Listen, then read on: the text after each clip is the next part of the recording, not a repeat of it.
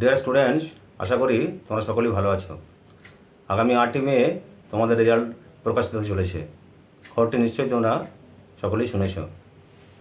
যাই হোক, যারা অতি দুর্বল বা অতি সাধারণ ছাত্রছাত্রী, তারা কিন্তু গণিত বিষয়ে পাস করা নিয়ে খুবই টেনশনে আছো। তোমাদের কমেন্টগুলি পড়ে বিষয়টি স্পষ্ট ইঙ্গিত পাওয়া যাচ্ছে। তাহলে তোমাদের পাস করার আশা কোথায় রয়েছে, আর কীভাবে বা তোমরা ভরসা করবে, এই সমস্ত বিষয় জানতে হলে ভিডিওটি স্কিপ না করে তোমরা শেষ পর্যন্ত দেখবে। দেখো, এবছর কিন্তু অন্য বছরের তুলনায় অঙ্ক প্রশ্ন বেশ কঠিন ছিল।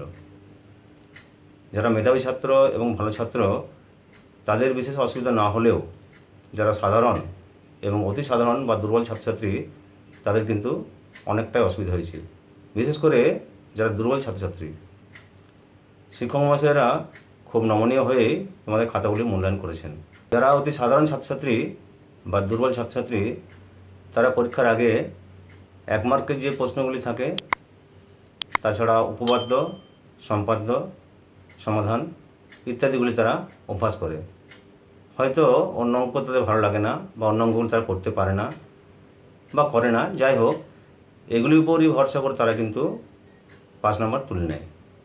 অর্থাৎ 15, 16, 17, 18 এরকম নাম্বার তাদের উঠে যায় এবং প্রজেক্ট নাম্বার যোগ করে তারা পাস হয়ে যায়।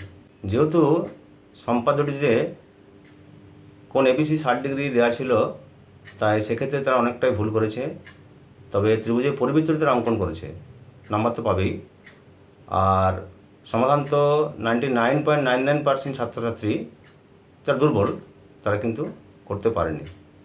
তাহলে তাদের পাস করার আশা ভরসা কোথায় রয়েছে?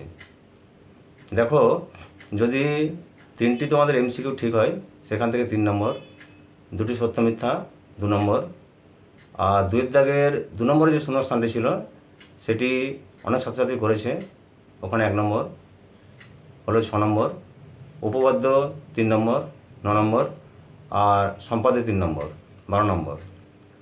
তাছাড়াও যে তোমাদের 12 দাগে 3-এর ত্রিকোণমিতির যে অঙ্কটি ছিল, সেই অঙ্কটি কিন্তু ভুল ছিল। বোর্ড সরাসরি স্বীকার না করলেও অঙ্কের শিক্ষক মহাশয়েরা, শিক্ষক মণ্ডলী বা অনেক শিক্ষক সংগঠন এ বিষয়ে অনেক কথা বলেছেন।